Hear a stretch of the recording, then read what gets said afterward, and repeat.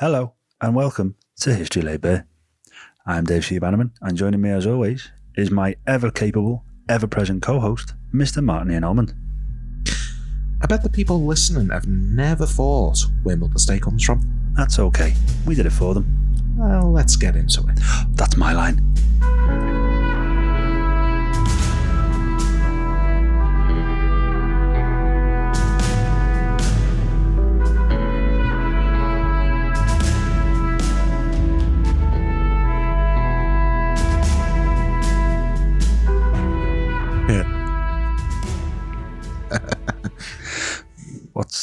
What's the tally on now? What are we at? We're currently sitting at 3. 3. Wow. Okay, so if you don't know obviously you don't know what's happening, but I'm going to tell you. Martin's keeping score of how many times I bump either the mic stand or the pop filter. And before we'd even started, we're on 3. I'm up to 3. How you doing, mate? Not too bad. How are you doing? I'm tired today. I'm a little bit today. Yeah. Yeah, I know the feeling. I'm beefed from work. Yeah, same. Over the weekend. Same. It's been a heavy couple of days. Yeah, heavy. But here we are. Back at it again. I tell you what, we're doing more recording now than we have for a long time. I know it's a little bit like me with the YouTube stuff. I've pumped out a fair few episodes over the last few days, and we're doing the same here. Absolutely,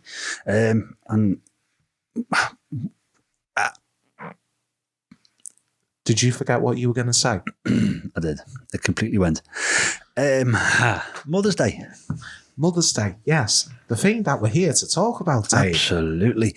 I didn't realise this had such a big history. I thought to myself, we'll do a little Mother's Day podcast. It was going to be 10, 15 minutes. No, it's not. No. No. Not the case. I'm afraid not, because even when when you said to me, let's do an episode on Mother's Day, I gave you a really strange look, as if to say, is this something you really want to do? Yeah. And you looked at me as if to say, what? Yeah. Now do you realise why I gave you that look? Now do you see? Do you see, sir? Do you see? I see. There's quite a lot to unpack and get through in this episode, so I think we just go for it. Excuse me, I was just having a drink. That's okay. Yeah, I completely agree. Let's go for it. But before we do that, should we tell people where they can find us and what's going on and everything else? Yes. Phone call? No, I think it was a WhatsApp message, actually. I'm not too sure, but I'll check it in a little bit. Okay. Anyway, after that rude vibrating interruption, right. Social media. We are currently on Facebook, so if you search history, if you search History Laid Bare on Facebook, that's where you'll find us. We are also on Amazon Music, Spotify, and YouTube. So we post the episodes to YouTube a little bit later than we do to Amazon and Spotify, just because that's how it's going at the minute. Yeah, Dave needs to add a few little bits and bobs to the episode, just to make it a little bit more visual. Yeah, the visual element always helps. Yeah, absolutely. I think it'll help a lot with this one as well. Maybe. Well, we're definitely going to try it. Do you need to deal with that?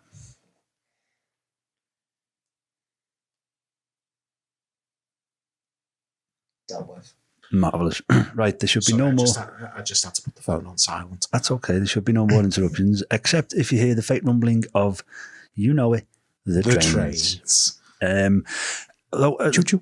Just following on from what Martin was saying about the social medias and where you can find us.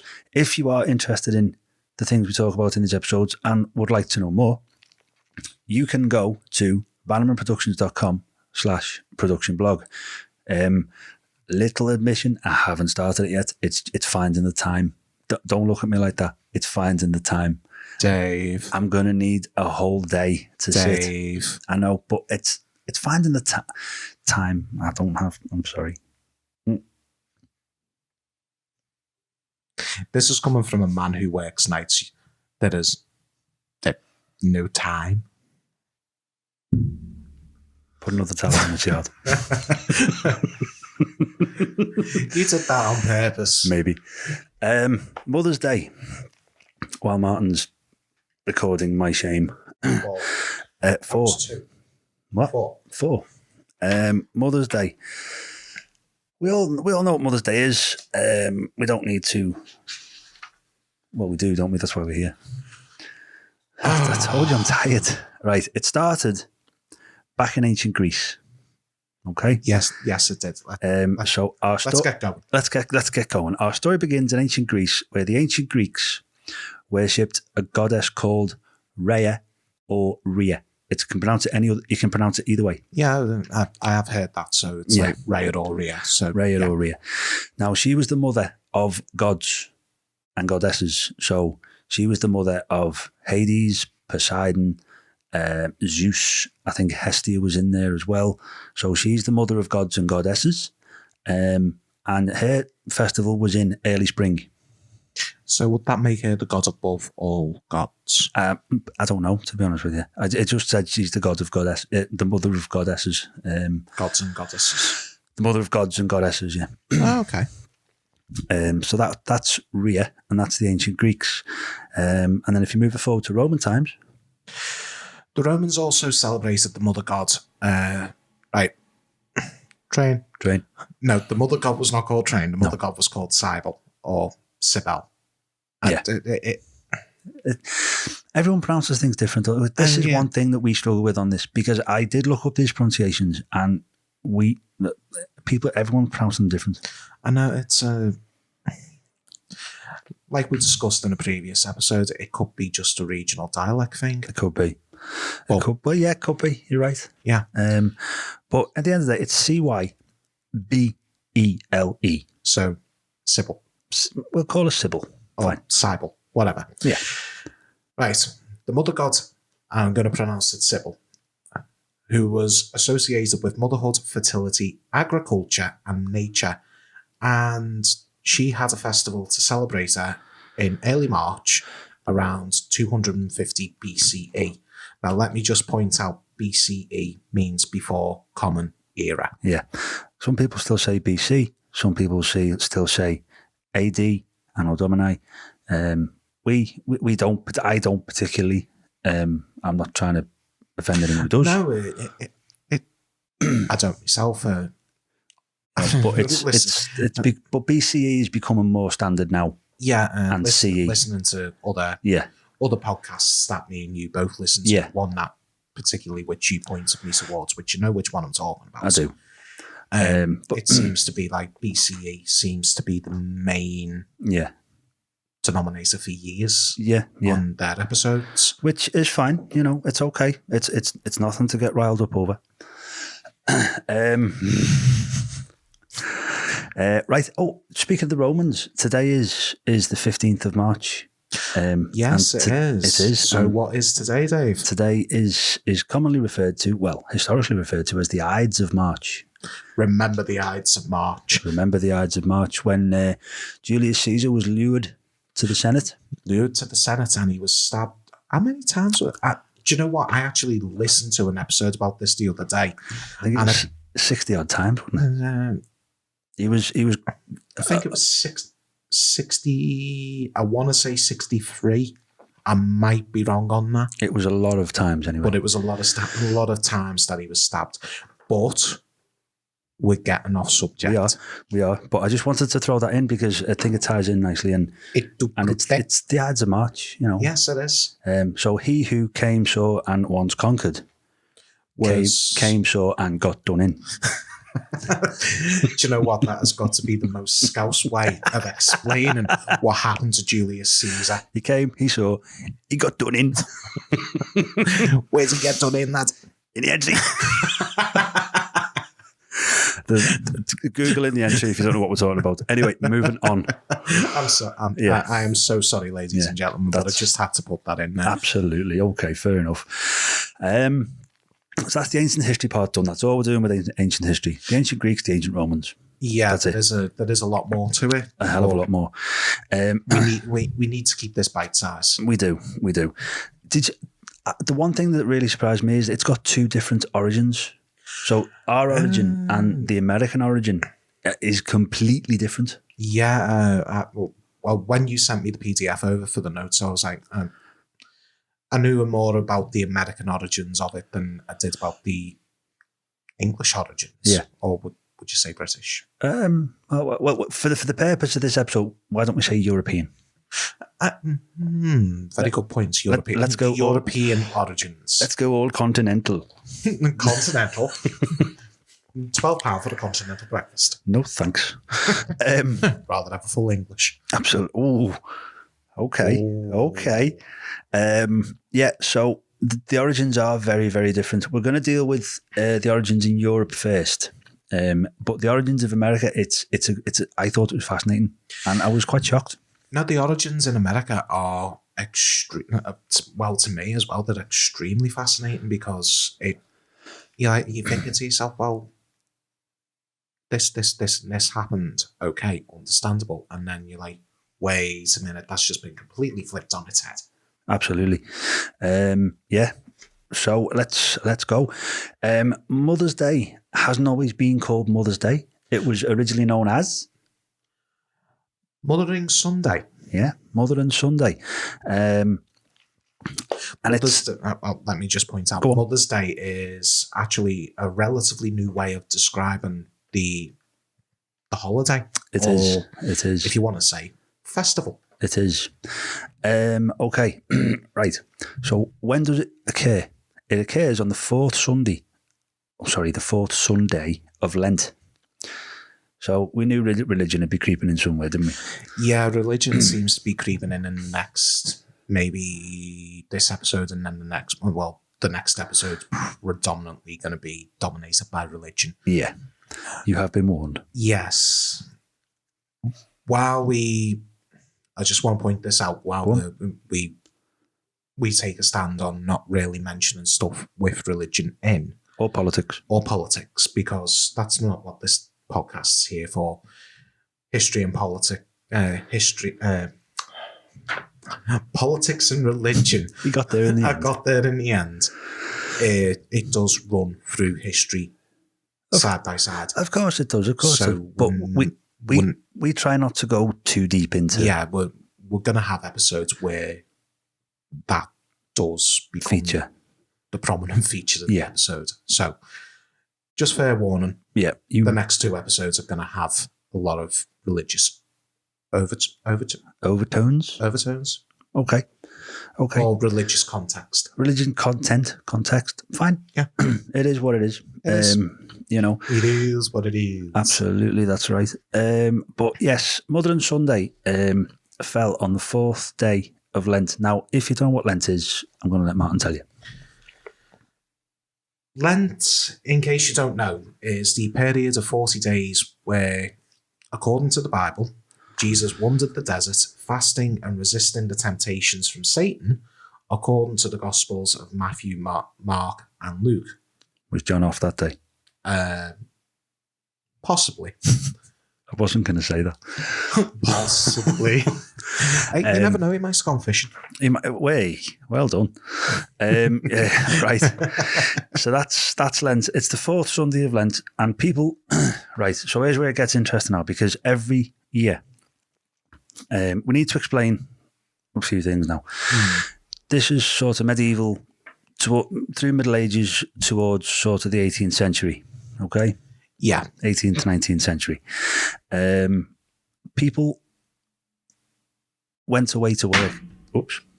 That didn't knock the mic stand. It doesn't count. That wasn't the pop. That was not the pop filter or the mic stand. That was actually Dave's E-pen. E-pen, yeah. Which I've now moved. Yes. People probably a good idea. People went away to work from as young as 10. Yeah, I found that, mind you saying that, there's people who go away to work now, but not from the age of 10. Not at 10. So children would be sent away to work as domestic servants, or they would be as apprentices for blacksmiths, maybe bakers, that kind of thing. Makes sense. Yeah. Farriers, all that kind of stuff. Undertakers, like armourers, weaponsmiths, anything that you can think of. They would be, shown the trade. Squires. They would be given the trade, given the the tutelage, The tutoring. tutoring, to learn that trade and move on with it later Yeah. in their life. Whereas that was mainly the boys. The girls mainly were sent to be domestic servants in bigger houses for richer people. But every year they were given a day off. Yeah, they were. And they were So given, what day was that? that day was Mothering Sunday. It didn't actually start with mothers, did it? No, actually, it started. No, it started with people congregating at churches where they grew up, known as mother churches, Mother churches. to honour the Virgin Mary, also known as Mother Mother Mary. As Christianity spread through Europe in the 16th century, it was believed to be essential that people observe this day, this Mothering Sunday at the mother churches. It's basically at the church where near or where they grew up. Yeah. And it was to be a true family occasion. Yeah. So everybody from the community, if you had a little village and you had a little chapel with a monk or whatever, maybe a priest, who knows? Everyone from that community, the mother, the father, the children, the grandparents, the dog, the cat. The dog. Woof. Come on, Rover. Nice. I digress on that one, dog and cat. Maybe not so much, but the whole family was there and it was a true family occasion because these communities were tight-knit communities and most of them were all intermarried anyway, so they were all technically family. Well, I'm not entirely sure about that. You might know a bit more about that than me. I'm not. Come on, dude. Oh, well, let's not. But yes, so they were the mother churches. People did go to church through the year, but they were known as daughter churches. So if you went to somewhere, for example, okay, right, let's just explain this as simply as we can. Martin, you're from Manchester in this scenario, okay? I'm sorry, but you're from Manchester in this scenario. Rude. And you come to work in Liverpool. Okay. Yeah. Everyone in Manchester is just turned off. You come to work in Liverpool. Go on. So the church in Liverpool is not your mother church. No, the church in Liverpool wouldn't be my mother church. Depending on what church it is, it would be my daughter church. It'd be your daughter church. So if I was to go back to, say if I lived in Bolton, I was to go back to Bolton, that would be your mother church. The church where I went to as a child and grew up as a member of the congregation would be my mother church. Whereas if I'm from Lancaster... Lovely city, by the way. No, hang on. Amazing city, fantastic place. We need to go back there. We do. I start that one again. If I'm from Liverpool, but working away, your daughter church would be my mother church. Yes, I know. Okay, so it's where you come from. Yeah. Is your mother church. Yeah. And you will get the day off to go back to your mother church. And, you know, kids walking along, they'd pick wildflowers. Yeah, all that kind of stuff. I did like the idea of that. Yeah, it's nice, isn't it? They pick up the wildflowers, they give them to the mum. Yeah, like, or they lay them in the church. Or they lay them in the church. Yeah.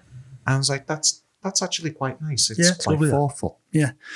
And over time, the gift, the act of giving gifts to your mum, it just started to happen. It wasn't just Mother Mary. It wasn't just her who was honoured, and the observance grew to include all mothers to thank and appreciate them. And thus, Mothering Sunday was created. There it was. As I'd say, as we know it now, but it was maybe the beginnings of what we know. Yeah. Now, like maybe the start of the proto Mothering Sunday. Yeah. Say for instance. Yeah. I mean, it's still on the same day today. Yeah. Fourth Sunday of Lent. 3 Sundays before Easter. Oh, well, yeah, it's all. Yeah. Yeah. But it falls on. See, I think the UK is the only country where it falls on, possibly Europe, generalising a little bit, it falls on different days. And I got a little bit curious as to why it fell on different days. Yeah, we need. I was actually going to get into this point. Yeah. But this is something we need to explain. Oh, I will get my words out. We need to try and explain. Right. All we're going to say with this, and you just have to go with us. You have to trust us. You can do your own research if you want to, but this is kind of a rabbit hole that we can't go down in this episode, at least. Yeah. So why is it on different days? Because it is to do with Easter. Yeah. Easter is part of it. And it's based on the lunar calendar, which has got 29.5 days in each month. Whereas our calendar, or the Gregorian calendar, what we use, updated from the Julian calendar, has 30, 31, and every 4 years, leap year, 28. Yeah. So that's the reason it moves about. Now, if you would like to know more about that, at some point in the future, it will be up on the production blog. I was going to say that's a whole episode in itself. Yeah. You know, jumping from the Julian calendar to the Gregorian calendar and how many different months there used to be and everything else, because it's something we can't get into today. It's definitely not a rabbit hole that we can go down today. No, because it's a messy one. It is, but that's briefly why it's on. As I say, if you would like to know more, I will put some links and things up eventually on the production blog, and if you follow us on the Facebook page, get to it, Dave. Okay, all right, sorry. But if you do follow us on the Facebook page, I'm just going to plug that again, History Laid Bare on Facebook. Go and have a look. I will let everyone know when it's up, when I've started it at least. Okay, as I say, it's just finding time. It's difficult. So, now that's a brief overview of how Mother and Sunday came about in Europe. There's going to be a few crossovers later on in the episode, but for now we're going to tell you about Anna Maria Jarvis, the founder of Mother's Day in America. Yeah. Notice it's not Mother and Sunday, it's Mother's Day, so there is a distinct difference between the naming convention of the two. Yeah. Now, I found this story really, actually, very interesting. I did. It actually piqued my interest, so I went more into. I looked more into it. Yeah, and I was like, wow, okay, absolutely. It's interesting, and if let's see if you think it is. Anna Marie Jarvis was born in Webster in Taylor County in West Virginia on the 1st of May, 1864.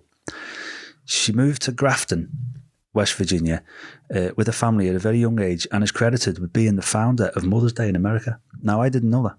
I didn't know that as well, so I was actually quite shocked because I thought Mother's Day in America was a transposition from Europe. Came from Europe, like I did. Like the Mayflower and everything was taking colonists over to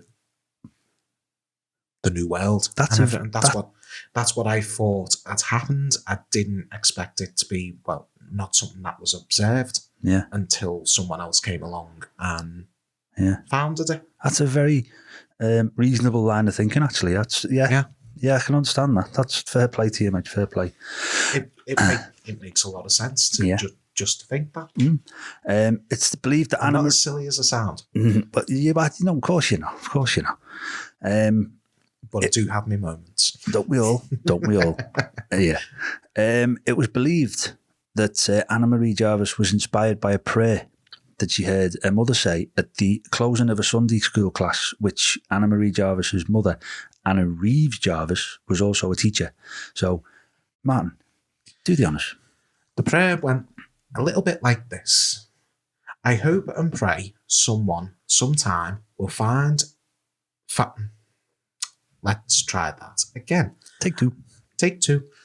I hope and pray someone sometime will found a memorial Mother's Day, commemorating her for the matchless service she renders to humanity in every field of life, She is entitled to it. I honestly couldn't agree more. I couldn't agree more myself. I've got to say, though, that is the oddest sounding prayer I've ever heard and ever recited. Yeah. It's the oddest sounding prayer I've ever written down, to be fair. Now, what we'd like to point out here is Anna Marie Jarvis went on to be a teacher and a social activist in Philadelphia, Pennsylvania, after obviously being raised in... Yeah, her mother encouraged her to go to college and do something with herself. So it was her mum's it wasn't pushing, it was backing. It was her mum's backing. She had her mum's backing and encouragement to make something out of herself, have a good life, and just, in general, enjoy yourself. Yeah. Maybe not the way that we'd enjoy ourselves now, but, you know. Yeah, well, it was 1800s. Yeah. Churn some butter. If you get that reference, well done. If you don't, never mind. Okay. On the 10th of May, 1908, 3 years and 1 day after Anna Marie Jarvis's mother had passed away, we're going to just call it Anna from now on, I think. Yeah. We'll call it Anna from now, because Anna Marie Jarvis is a little bit of a mouthful. Anna organised a memorial service to honour her mother at Andrews Episcopal Church in Grafton, West Virginia, which is now the site of the Mother's Day Shrine. The International Mother's Day Shrine. Yeah, sorry, the International Mother's Day Shrine. And this marks its first observance of Mother's Day it really does. In the USA. Yeah, it does. Anna herself didn't attend, but she did send a telegram which was read out at the service, and she also sent gifts, didn't she? Yeah, she, as Dave said, she sent a telegram from Philadelphia describing the significance of the event, which was read out at the service, as well as sending 500 white carnations, which were given to all the mothers in attendance. Oh, absolutely. That's so nice. It is. So the white carnation will feature again shortly. Yes, it will.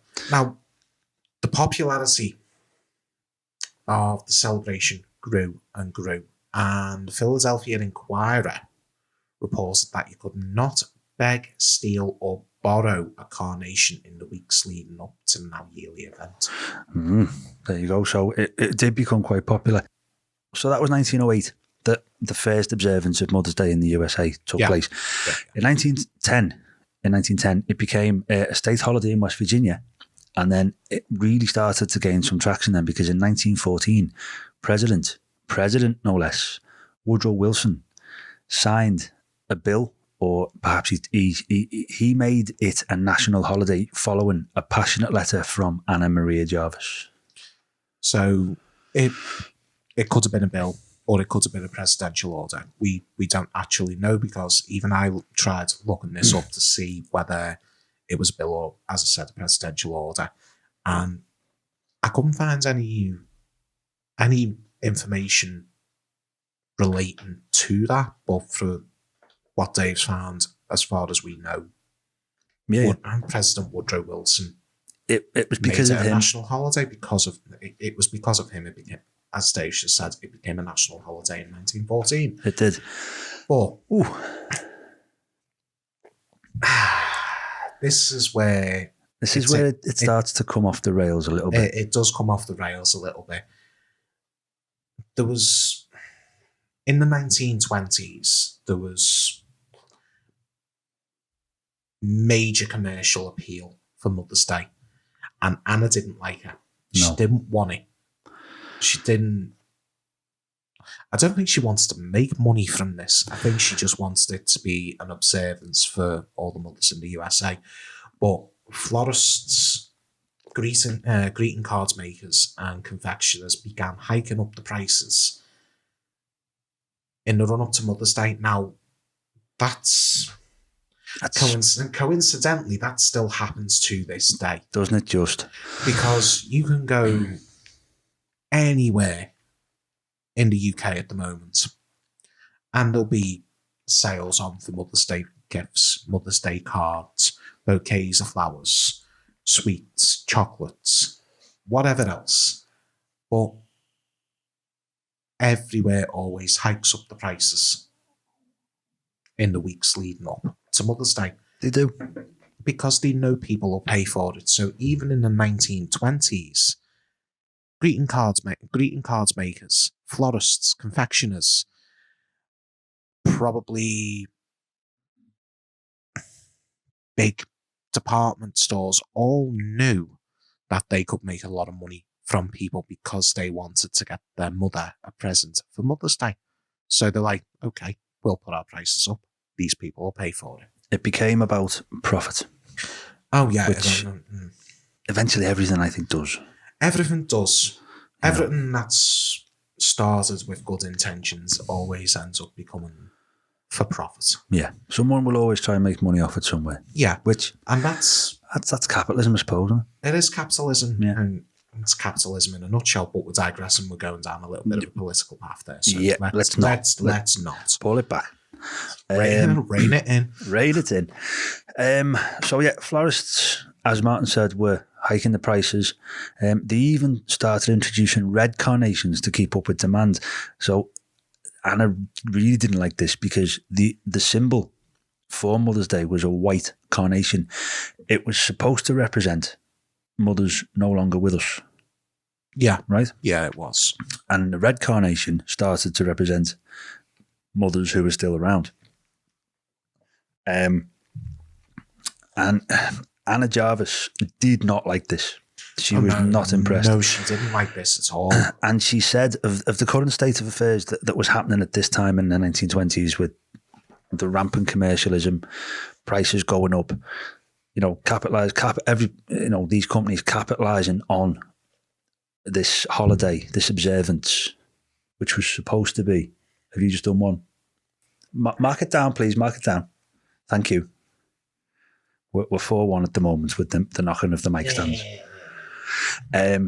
Completely throwing me off my train of thought. Yeah, so Sorry. Anna was not impressed with this, the capitalism, the rampant commercialism, the money making, the grabbing of all, And she had this to say. Now, she started the holiday and then, or the holiday observance thing. I'd say it's more of an observance. Okay, but so the way things have gone now, people could actually class it as a one-day holiday. Yeah, couldn't they? Because it's supposed to be a little holiday for your mum, isn't it? Well, yeah, it is supposed to be a little holiday for your mum. She gets a day off, or she's supposed to. Well, she is supposed to. Yeah. So of this situation now that we're discussing here, Anna Jarvis said, and I think this is quite scathing. Yeah, this is extremely scathing. It's just like, wow. It shows you just how far she's turned against what's happening. Here we go. She said,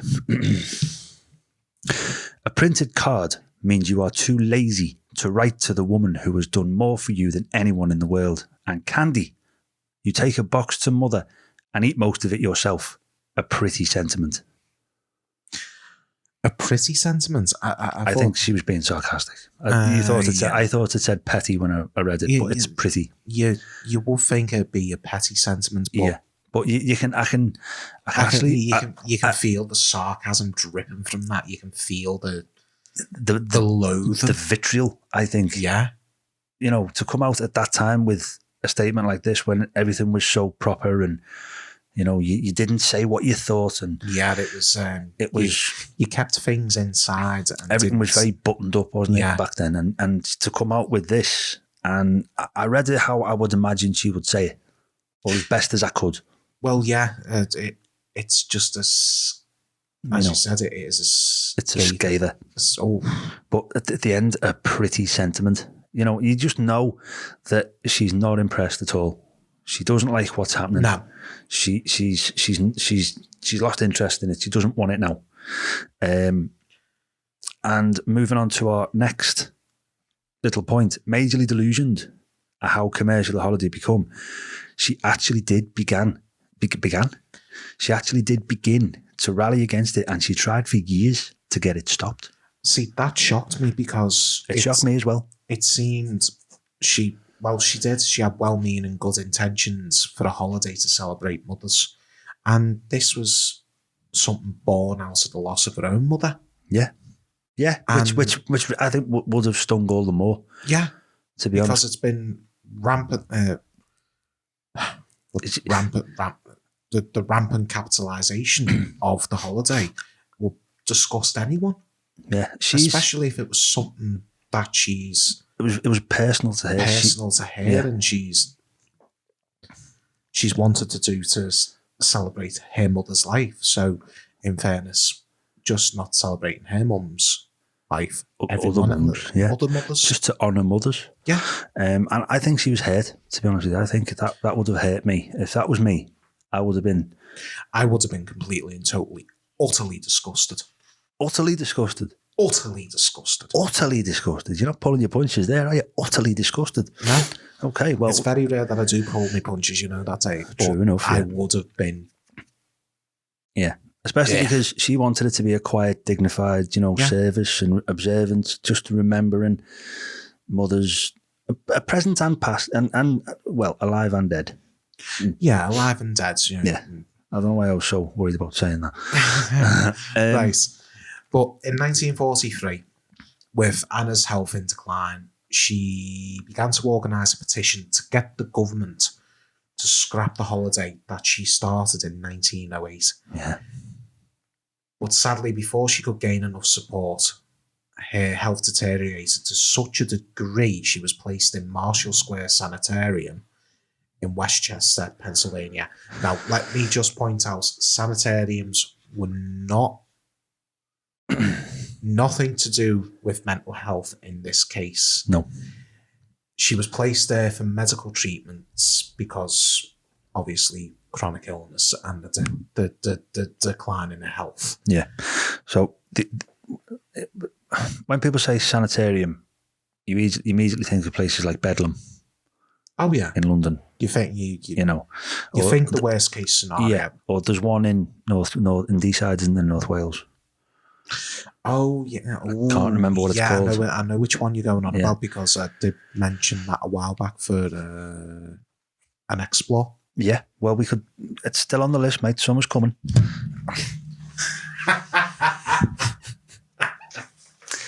Hang on.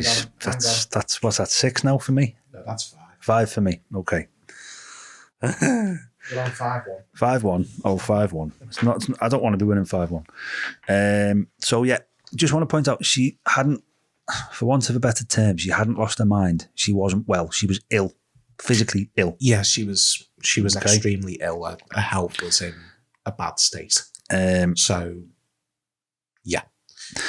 So Anna passed away on the 24th of November 1948, and her care. Now this it just keeps twisting this, doesn't it? Because this is a complete and total twist, which I did not actually see coming. I was like, I was thinking to myself, "Are you doing this to? Did you do this to placate her? Well, or did you just do this because you thought it was the right thing to do for somebody who?" I would hope it was the second one. Let me tell them first. Okay. We're jumping ahead. So as I said, Anna passed away on the 24th of November 1948, and her care was paid for because no NHS.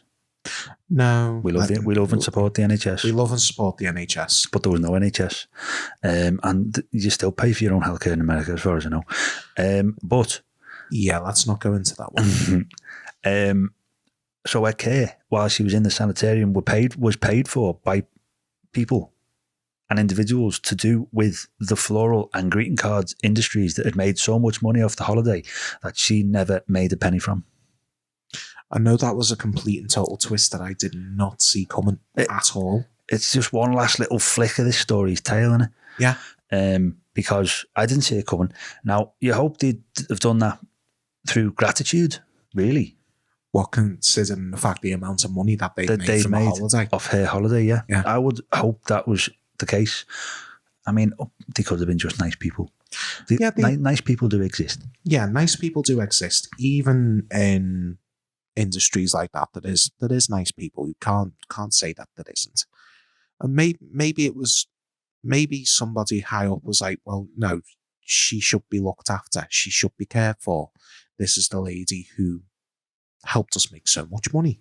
Yeah. She's So, the mother. the mother of Mother's Day, The mother of Mother's Day. in essence. In essence. Well, in America anyway. She's Yeah. the mother of Mother's Day in America. Yeah. So she should be celebrated as Yeah. such. She should be looked after as such. So Yeah. we should pay for her care.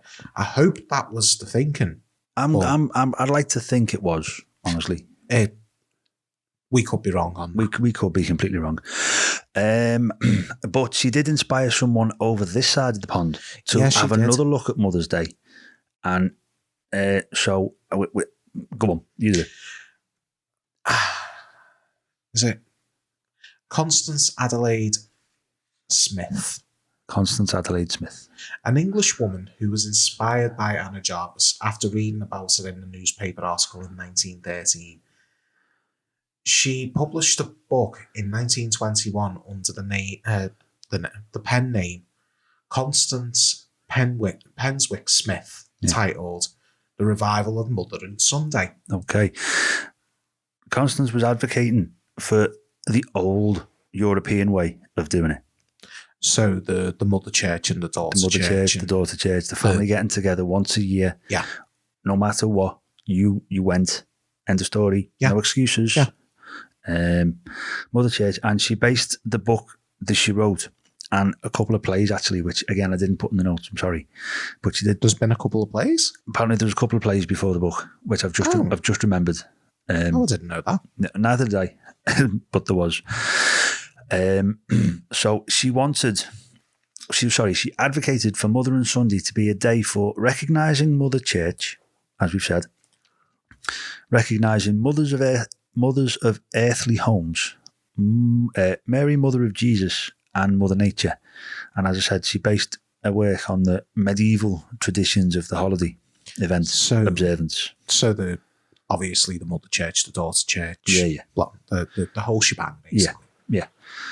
She was also, I think Constance worked as a governess and a teacher as well. So there was similarities between Seems to have been, yeah. her and Anna being the teacher. Yeah. Not the governess part, but more so the teacher. Yeah. I mean, I think she was a teacher. She went away to Europe to be a governess. Yeah. And then she came back to England to teach again. Oh, right. So Vaguely remember reading it. maybe that's something that you should have put down. Yeah, sorry. But let us just point out, Mother and Sunday faded in popularity during the 30s in, I'm assuming, Europe and maybe the UK. But it was reinvigorated by it was the UK where it faded in popularity because it was reinvigorated by Canadian and American troops serving overseas during World War II. Yeah. And just like in America, Mother and Sunday became heavily commercialised in the UK by the 1950s. Which is a sad state of affairs, to be honest. It's sad. Everyone's trying to make a buck. We know that. But, whether you agree or... I mean, I'm trying not to have an opinion on it, I'll be honest. We try not to give opinions out. I mean, we've been a little bit opinionated in this episode, haven't we, Martin? Yeah, we have been a little bit opinionated in this episode. But that's not our usual stance. No, it's not. It's not mine or David's usual stance. It's not the podcast's usual stance. But this is something that I feel strongly about, and a lot of other people do. I'm sure, yeah. I'm sure. Because there is, I hate to say it, there's too much rampant commercialisation of certain holidays throughout the year. There is. Now, Easter, Mother's Day, Christmas. You miss someone. Which one am I missing, Dave? Valentine's Day. Oh. Yeah. That's just a Hallmark holiday. I'm sorry to say that. It just is. Other brands of card are available. It is. Yes, I think that I firmly believe that Valentine's Day was a holiday invented by the card companies. I do. Because St. Valentine had nothing to do with romance. No, St. Valentine's didn't have nothing to do with romance. At all. That's actually an episode we could look into doing. To be fair, even though Valentine's Day is past, yeah, that could be applicable for throughout the year. Yeah, I suppose so. Yeah, actually, yeah. All right, well, we might look into that one. And we've got the next couple of episodes planned out, but... Yeah, we have got the next couple of episodes planned out. Don't give the game away, Wally. No, I'm not going to give the game away, Bertie. Okay. But yeah, that's Valentine's Day. Definitely something we could look into, even though it's past. Now, all right, so we've mentioned how Mother's Day started, where it come from. We've mentioned the origins of how it's rolled into what it is now. Rampant commercialisation. Rampant commercialisation. But if you are going to take your mum out, we hope you have a lovely day. Yeah. Every mother deserves to be taken out on Mother's Day. Absolutely. Spoiled. Absolutely. Even if you do them a lovely, if you're in the UK, you do them a lovely roast dinner. Yep. Or if you book a hotel, restaurant. Why did I say hotel? Restaurant, sorry. It's because I work in a hotel. I'm not going there. Shut up. That bit's going to have to be cut out. Maybe. Right. If you book a lovely restaurant, or even if you go the cinema or the theatre, or you just go out for the day with your mum and enjoy yourselves. Just make your mum feel a little bit special. Yeah. Yeah. Tell her you love her. And just try and show her how much you do appreciate her. But not everyone will be celebrating on Sunday, the 19th of March. Not everybody will be, sadly. And that's you know, I don't know personally what to say. If you're not celebrating, I hope you stay strong and you manage to get through it. That's from the both of us. If you don't celebrate Mother's Day for whatever reason, stay strong. Just carry on like it's a normal day, like most people probably will do. Yeah, of course. But always know that you're in our thoughts. 100%. I think that's going to do it for this episode. What we're saying? I think it is actually, yeah. And that didn't go on for as long as I thought it was going to. I'll be honest, we got through that. We got through that one quite quick. We did. We hope you've enjoyed it. We hope you'll come back and listen to us again. Our inane ramblings about certain things. Our inane prattle. Yes. Shall we end it there? Yeah, we shall end it there. All right then. I've been Dave C. Bannerman. I've been Martin E. Normand. You've been listening to History Laid Bare. We'll catch you next time. See ya.